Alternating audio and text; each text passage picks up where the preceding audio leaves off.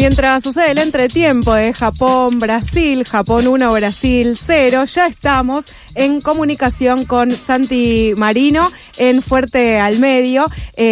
Hace ya bastantes lunes que no nos vemos, así que es un buen momento para reencontrarnos, aunque digamos todo, nos vimos en la fiesta de la tribu. Hola Santi, ¿cómo estás?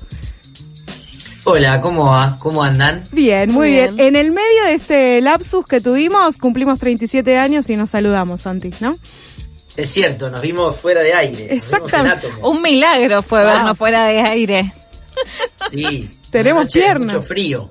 Sí, es cierto. Fue una noche fría, muy intensa, muy divertida. La verdad que la pasamos muy bien. Quería conocer a Villa Diamante, pero no nos dio la nafta. No llegaron. La verdad que... Le mandamos un beso a Anita, que la mamá la está buscando en la escuela porque está enferma. ¿Viste esos llamados que llegan? No. En este minuto. Esos llamados que llegan y ya llegan y te preocupan. No importa, después que te enterás qué es lo que pasó, ¿no? En el momento en el que llega el llamado es un garrón. Sí, igual debo decir que como la mayoría de las mamás y los papás, hoy a la mañana cuando la dejamos... Ya sabíamos que se notaba en los ojitos. Llegar. Claro, se notaba. Sí. Bueno, momentos también de mucho virus, digámoslo. Sí, a pleno. Le mandamos un beso a mi sobrino Felipe, que también está enfermito. ¿Viste? También. Ahí está. La era de las pestes, es una buena temporada para enfermarse. Sí. ¿Cómo? La era de las pestes. Sí, total. Y también yo tenía que tomar 42 orales hoy a la mañana, pero estaba para quedarme en casa a mirar el mundial, ¿eh? Es un buen momento, como dice Mariano. Ahí me hizo acordar a mi relator favorito cuando dijo es un buen momento. Es un buen momento. Tenés razón. ¿Cómo les está yendo con eso? Bueno, mira, sí, hoy hablábamos con Petris antes de empezar eso que falta, y Petris calculó también la cantidad de tiempo que tiene de diferencia entre la antena y lo digital, digamos, y son 20 segundos para él. Yo les decía, y creo que hablé con vos también antes de que esto suceda, en mi caso creo que tengo más de 40 segundos, pero me amigué con eso porque la ansiedad hace que si los vecinos ya me festejan el gol, yo ya sé que esa jugada termina en gol. Entonces para las personas ansiosas es tranquilizante. ¿Qué optimista? Bueno. Polémico, la verdad, la declaración de María Emilia no me satisface para nada, voy a decir. Yo te diría que eso es verdadero, pero, como dicen mis amigos de Chequeado. Porque... depende del nivel de ansiedad que tenés. Yo que tengo no hay más nivel de ansiedad. O sea, el siguiente nivel de ansiedad es medicación.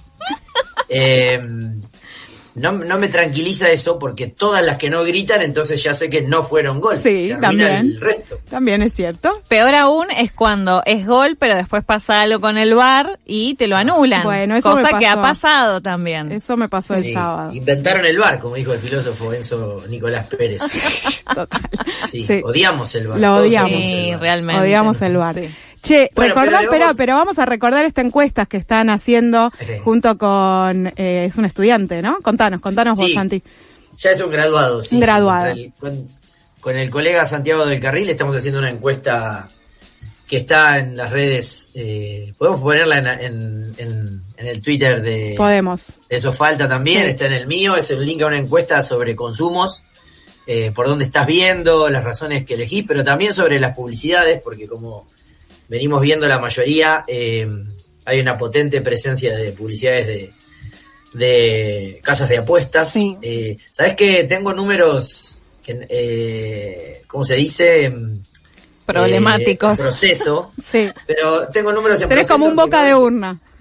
Tengo el boca de urna. Claro. Teníamos el relevamiento de las transmisiones y no da tan significativo como se esperaba, porque lo que creció abrumadoramente fue la cantidad de anunciantes respecto de nuestro último trabajo, que fue sobre el Mundial de Clubes. Ahí sobre 39 o 40 publicidades, el 40% eran de casas de apuestas, más o menos. Ahora bajó significativamente, pero porque subieron la cantidad de anuncios. Claro. Está todo vendido el espacio publicitario, el sold out. Sí, acordémonos igual que la FIFA salió a decir que el momento de hidratación no era para vender publicidad, sino que de verdad les importa el calor que está haciendo en la zona norte global donde se está jugando el Mundial. Chicos, en Qatar no hacía calor. ¿Cómo van a pensar eso de la FIFA? Por favor, les pido. Entran risas grabadas. Bueno, pero mientras tanto, como nos queda una semana, por lo menos una semana de Mundial a este nivel de intensidad, Les recordamos entonces esa ayuda que nos van a dar. Vamos a salir con un informe pronto sobre la presencia de los anuncios nocivos para la salud mental de las personas. Y seguramente de aquí a poco haremos un fuerte al medio sobre la cuestión, como hicimos el año pasado sobre el Mundial de Clubes. Y bueno, y que siga estando feliz Lionel Andrés, que es lo que nos tiene contentos a todos también. Una última cosa sobre las apuestas es que salieron en estos días algunas notas vinculadas a Mbappé, el jugador de Francia, y su posición respecto de no ser anunciante de ninguna casa de apuestas por una posición política que él tiene de yo no me voy a sumar a lo que es el empobrecimiento de las personas en base a el mundial. Así que me parece que es algo para resaltar, digamos, ya que Francia es nuestro tal vez mayor rival en este momento mundialista, pero me parece que es sumamente rescatable que una estrella como es él salga a decir yo no me sumo a esta forrada, básicamente. Sí, empobrecimiento, pero además el nivel de adicciones que genera es impresionante. Sí, totalmente. Por eso hacía referencia a esto de anuncios que afectan a la salud mental de las personas. Sí, Mbappé es un personaje interesante, ¿no? Él no se pregunta de dónde vienen los dólares cuando vienen de los de los poderes asiáticos. Sí. Ahí no tiene problemas políticos y no traviste su socialismo supuestamente militante. Pero sí lo hace en relación a las casas de apuestas, lo celebramos. A mí me da mucha risa la crítica que se le hace a Messi por esto, embanderando esa crítica con Mbappé, diciendo que Mbappé tiene cosas del Diego. Bueno, las que tienen cosas del Diego son las nenas Sociedad Anónima, ¿no? Que arreglaron con las casas de apuestas y esa pésima publicidad que hace hablar a Maradona con inteligencia artificial después del acuerdo que tuvieron aquellas nenas cuyos nombres hemos respondido en rezos durante mucho tiempo. Nos pone tristes y desmiente la tesis de que Mbappé tenga cositas del Diego, pero sí, es muy interesante el planteo de una figura así frente a un flagelo que es central, para mí es el flagelo del deporte actual, que es el de la presencia muy potente de las casas de apuestas.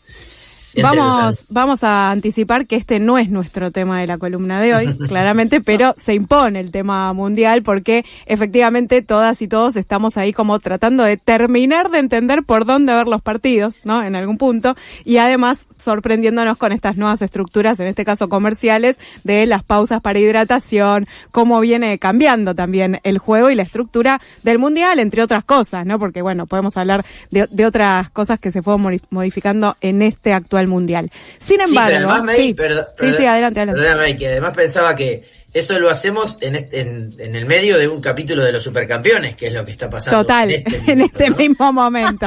Sí, exactamente, Japón-Brasil. Decime que tenés casi 50 años sin decirme que tenés casi 50 años. Es Japón-Brasil y pensás que es un capítulo de los supercampeones. Total, lo estás viendo en este momento. Directamente es una película de animación lo que estamos viendo, no hay seres reales en esa pantalla. No, lo que sí iba a adelantar es que el tema de hoy de Fuerte al Medio es algo que sucedió la semana pasada, si no recuerdo mal fue el jueves, en Blender, ¿no? En el streaming Blender. Básicamente la noticia tiene que ver con despidos en ese canal de streaming y tratar un poco de ampliar la mirada sobre lo que está pasando. Sí, efectivamente, vamos a hablar de streaming sin hacerlo con Agustín, que es el especialista del país en este sector. Le mandamos un abrazo grande, está de viaje Agustín, y por eso no puede estar con nosotros, pero vamos a usar algunas de sus ideas para dar cuenta a partir de la noticia central del fin de semana, que fue durante un ratito solamente, porque después fue desplazada por otras noticias como la renuncia de Adorni y el triunfo de la selección. Pero para el mercado de medios es una noticia que además se vincula con otras que nosotros ya habíamos trabajado en uno de nuestros últimos Fuerte al Medio, que es la privatización del canal de la ciudad, y que nos permite empezar a hacer algunas preguntas sobre ese sector que Agustín también trabaja y que nosotros hemos identificado aquí, que es esta peculiaridad argentina, que son los canales de streaming, desde hace un tiempo a esta parte, de 2014 en adelante, la utilización de los sistemas de transmisión que son sostenidos en Internet, tanto de audio como de video, se extendieron a una lógica que implica pensar en medios tradicionales que empezaron a transmitir por plataformas o sitios propios, como lo hacía Vorterix o como lo hacía Infobae, o los que se montan una red de terceros, como sería YouTube, y crean una grilla de programación similar a la de una radio o un canal de televisión, que esa es la peculiaridad argentina, como marca Agustín en su nota de Anfibia, porque no piensan en un streamer, es alguien que prende Twitch o YouTube y se pone a transmitir, sino que estructura una programación con personas que tienen el eje ojo-ojo mirando a la cámara para una audiencia, que tiene segmentos horarios con unidades programáticas con nombres de directores de canales, contratan técnicos, mesas de trabajo, productores, etcétera, que había sido noticia también, no llegamos a trabajarlo en nuestra ausencia, pero que habían sido noticia en los últimos días por la divulgación de una noticia falsa, yo diría más errónea que falsa, en uno de los canales líderes del streaming, como fue el USU, en torno a la familia de Messi, que exponía otro de los temas que pronto vamos a trabajar en Fuerte al Medio, que es la situación de la precarización laboral de las actividades dedicadas al periodismo y la información, y que en este caso, y que sí trabajaremos hoy, tiene que ver con lo que pasó en Blender, que expone, entre otros casos, que no se expone, eso quiero decir, frente a este problema de la precarización laboral, pero también a la viejísima pregunta, pero todavía vigente, de la economía política de la comunicación, que es ¿para qué tienen medios los que tienen medios? Y la necesidad de desmontar al emisor y pensar en quién dice qué, para quién y con qué efectos, ¿no? Poner el elemento central o hacer doble clic en el quién es el dueño de los medios en torno a lo que pasó el jueves en Blender. Efectivamente, Blender es uno de los canales de streaming más de mayor nivel de audiencia de la Argentina, sobre todo en el horario de trasnoche, sacando a Zaro TV o a ZZ, que es el que lidera la noche, en pos de distribuirse las audiencias. Este año Blender empezó a correr su programación para la tardecita y la noche, y el jueves por la noche se vivió un momento de mucha tensión al aire. Todos son conceptos en realidad que traemos de la radio y la tele, porque no sé si es el aire efectivamente en las transmisiones soportadas por YouTube, cuando en la emisión de Último Aviso, un programa de estos de la programación que compone Blender, la emisión fue interrumpida en medio de un conflicto interno, que fue llevado adelante por una periodista que reaccionó de un modo muy claro, y comparado con lo que pasó en Luzu días atrás, expone la diferencia entre profesionales y personas formadas para esto y quienes no lo están, como fue Fiorella Sargenti, que explicó la situación que atravesaba el equipo e invitó a que se suspendiera la transmisión o que se dejara de continuarse la transmisión del programa, dado el conflicto gremial que se atravesaba en Blender. Escuchamos unos segundos a Fiorella Sargenti. No tenía lore del mago preparado. Chicos, los tengo que molestar para que no queden de fuera de todo. Está sucediendo una situación laboral con nuestros compañeros. Echaron a muchos de nuestros compañeros por hacer un reclamo vinculado con nuestro salario y los aumentos, así que me parece que creo que van a estar todos de acuerdo en que no podemos seguir haciendo el programa así. Esto está charlado también con nuestros compañeros de técnica y todo. No podemos, hay guardias esperándonos afuera. Perdón a todos ustedes. Yo sé, no es un bait. Supongo que no nos verán mañana, pero no podemos, porque si tocan a uno, tocan a todos, perdón. Así es como funciona la solidaridad laboral y el más humano. Lo que estábamos escuchando era Fio Sargenti en el momento en el que frena el aire de Blender, esto estaba saliendo al aire, y frena básicamente para comunicar los despidos de sus compañeros y compañeras. Eso fue el jueves 25 por la tarde-noche, digamos. Exactamente, lo que no se veía detrás de cámara, que es algo que suele mostrarse en los canales de streaming, es otro registro peculiar que tiene la programación, es que durante un conflicto salarial como el que hay en todos los medios y en cualquier empresa en Argentina, dado un contexto de una inflación que dejó de crecer exponencialmente, pero que todavía se sostiene, y salarios que no crecen, el equipo hay algo ahí que es el programa central de Blender, había recibido una notificación por correo electrónico del despido de 10 de sus integrantes por el reclamo que sostenían, y el impedimento de hasta entrar a buscar sus pertenencias al edificio desde donde se transmite el contenido, Una situación que pasó a mayores porque cuando se apersonaron en el lugar fueron invitados a retirarse por seguridad privada. En ese contexto, Fiorella dijo palabras al aire que son extraordinarias, como por ejemplo solidaridad laboral, no podemos seguir allí, si tocan a uno, tocan a todas, y estableció un paro activo. Específicamente en ese momento empezó un reclamo que excedía lo salarial, que derivó en una situación muy discutida y muy trabajada en la agenda pública, porque a partir de allí esto fue claramente replicado en redes sociales y demandó respuestas tanto por parte de los dueños de Blender. La empresa difundió un comunicado oficial inmediatamente en el que se refirió a lo ocurrido. En ese texto, la empresa, encabezada por el empresario Augusto Marini, de quien hablaremos en algunos minutos, aseguró que cumple con todas las obligaciones laborales y salariales en tiempo y forma. Pero esto impidió que saliera al aire el programa más conocido y más masivo de la señal, que responde a uno de los rasgos que tiene el sistema de streaming en Argentina. Según dice Agustín, en esa nota que recomendamos su lectura, el sistema argentino de streaming tiene una particularidad muy distintiva que implica combinar la idea de canal, es decir, una estructura ordenada con grillas y horarios de propuesta de contenidos, una programación y una figura referente por canal. Así como está Miguel Granados en Olga, como está Nicolás Occhiato. Nico Occhiato en Luzu, como está Pepe Rosenblatt en Gelatina. Pedro Rosenblatt en Gelatina. También está Tomás Rebord como la figura central de Blender. Todas las personas que fueron despedidas de Blender pero por ese correo son las que integran la producción de Blender, algunos de ellos relativamente conocidos, por ejemplo, porque trabajan en otros medios, porque efectivamente eso es lo que pasa cuando hablamos de precarización laboral. Son productores de Radio Con Voz, son personas que están al aire en Radio Con Voz, como por ejemplo Nahuel Prado, y frente a esa situación, un par de días después de lo acontecido, porque está de vacaciones o de viaje o cubriendo un mundial o algo, Tomás Rebord divulgó un video en el que planteó su incertidumbre respecto del futuro, algún tipo de estrategia para seguir, y puso en el tapete lo que está pasando es que no hay negociación alguna porque lo que hubo fueron despidos y le desarticularon el equipo de Hay Algo Ahí, el contenido del que es el conductor estrella. El día de ayer, Blender, el medio en el que trabajo hace 3 años, decidió despedir a todo mi equipo de trabajo, a toda mi producción, básicamente, en un contexto, por supuesto, en el que yo estoy lejos, ¿no? En el que yo no estoy ahí.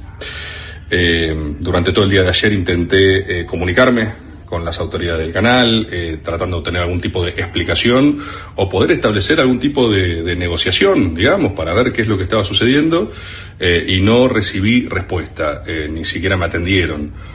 A mí no me queda otra que interpretar esto como un súper ataque a mi persona, al programa, a los compañeros de trabajo con los que hacemos el programa.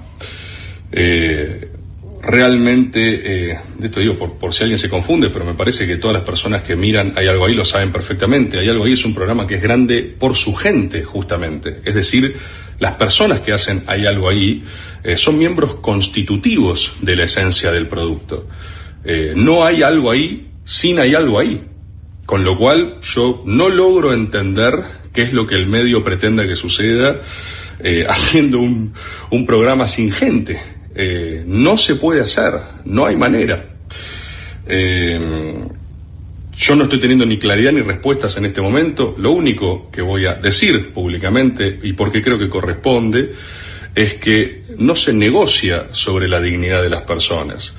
Todos los medios negocian, todos los medios pueden tener, viste, una negociación salarial, algo acá que se empioja, que se complica un poco, pero esto es otra cosa, una decisión de rajar a todo un equipo de trabajo que hace un programa, con gente de seguridad en el canal, viste, con otra. Yo no estoy logrando entender qué está pasando en este momento en este medio.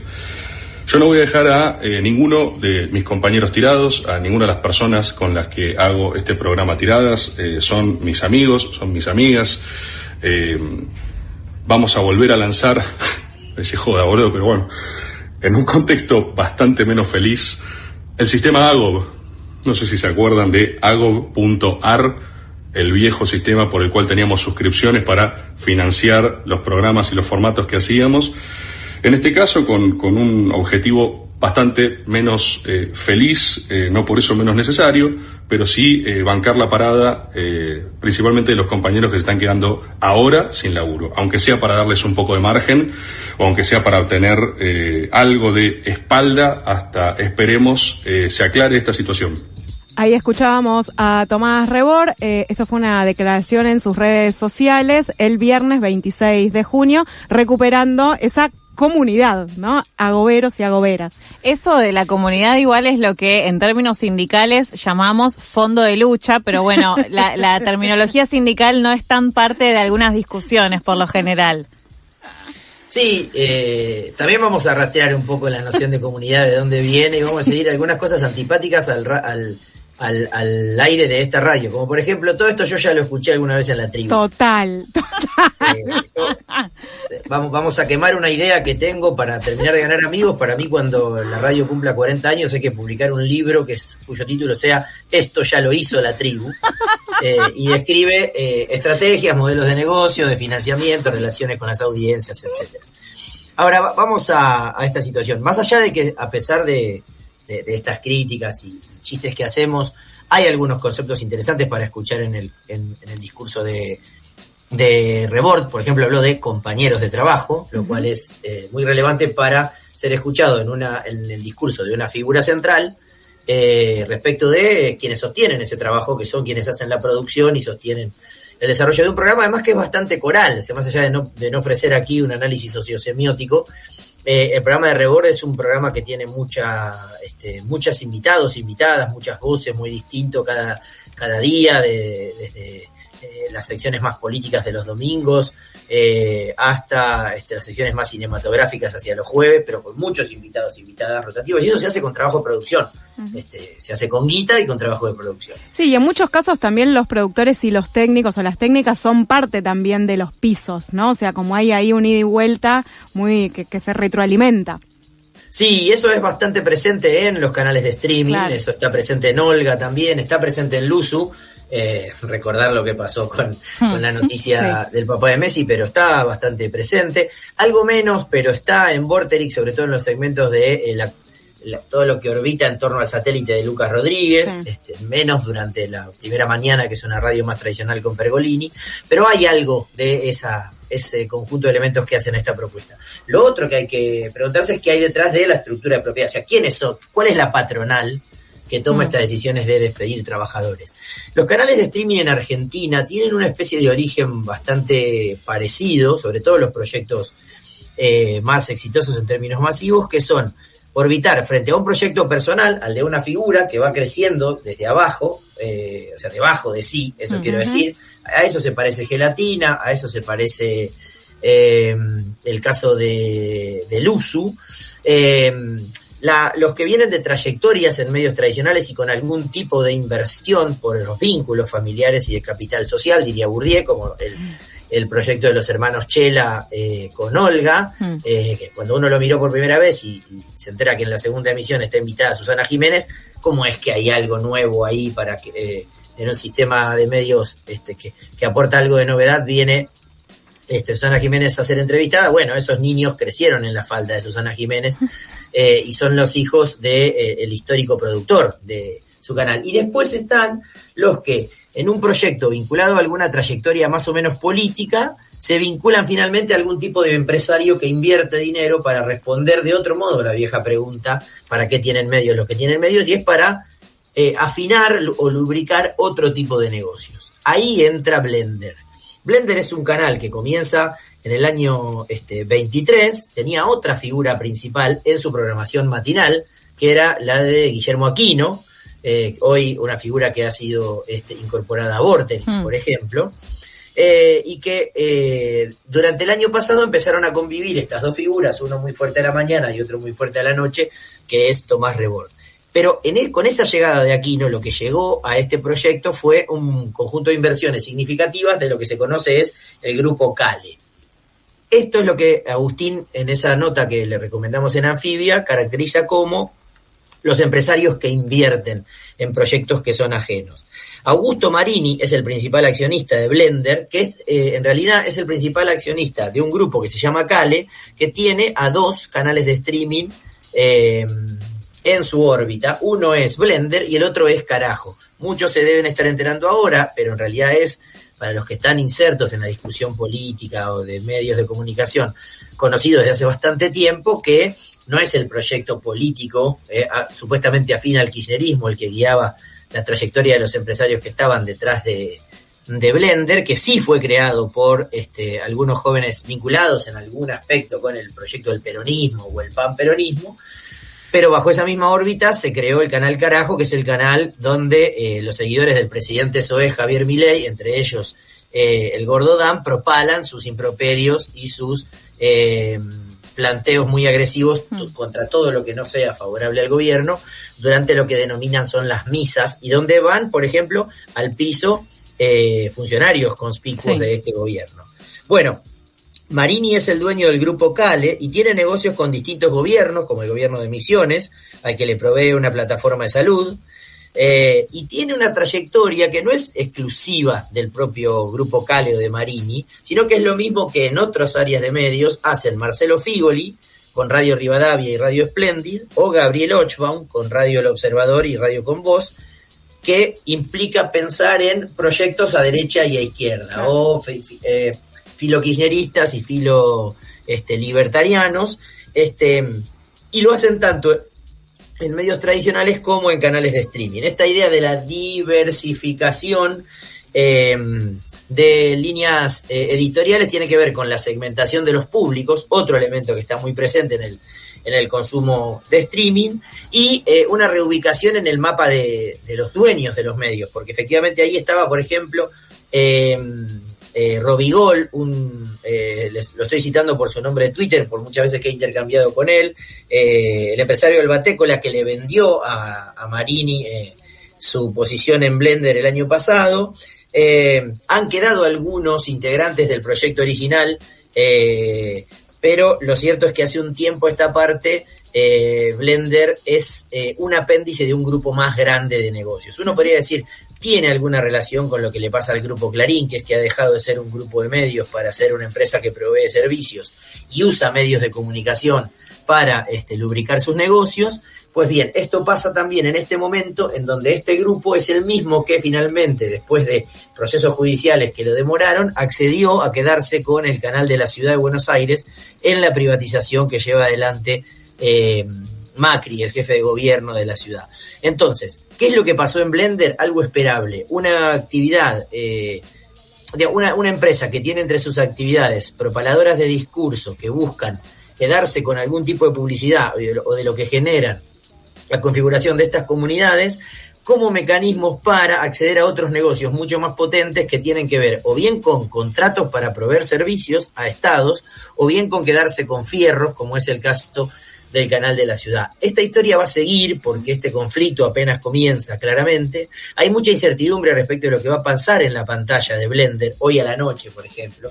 Hay un periodista que suele divulgar noticias sobre medios de comunicación que anuncia que hoy Blender va a ofrecer una nueva programación, pero lo que vemos es que, y esto se relaciona con lo que pasó con Adorni el fin de semana, nada de esto que está haciendo noticia pudo ser tapado por lo exitoso que está haciendo el Mundial en términos de audiencias, en términos deportivos. Muy por el contrario, uno podría decir que durante el Mundial las audiencias están muy atentos a todo lo que pasa porque están todo el tiempo consumiendo medios, y por eso es que entre renuncias de Adorni y agachadas políticas encontramos esta novedad, que es saber que aquellos que se van a quedar con un activo público de mucho dinero, el canal de la ciudad, son los que llevaron adelante una vieja forma de reaccionar frente a los conflictos laborales, que es despedir trabajadores y contratar a otros que vienen por un poco menos. Santi, vamos a seguir claramente de cerca este tema porque, como decís, es obvio que esto recién empieza y seguramente marque de alguna manera, bueno, una especie de jurisprudencia, entre muchas comillas, sobre cómo reaccionan, ¿no? Estos medios, entre comillas también nuevos medios, y estos sistemas que en realidad lo que vemos es que repiten muchas formas de lo que llamamos medios tradicionales. Gracias, Santi, por este encuentro. Tengo la mala noticia no sé si mala, 1-1, ¿no? Empató Brasil a Japón para cerrar esta tarde fuerte al medio. Me avisó mi papá por WhatsApp, su emoji de sonrisa me lo advertía. Vamos a ver cómo termina. En política y en el fútbol las cuentas se hacen al final. Buena Santi, semana. Gracias. Beso grande. Pasó Santi Marino aquí al aire FM La Tribu en Eso que Falta, charlando en este caso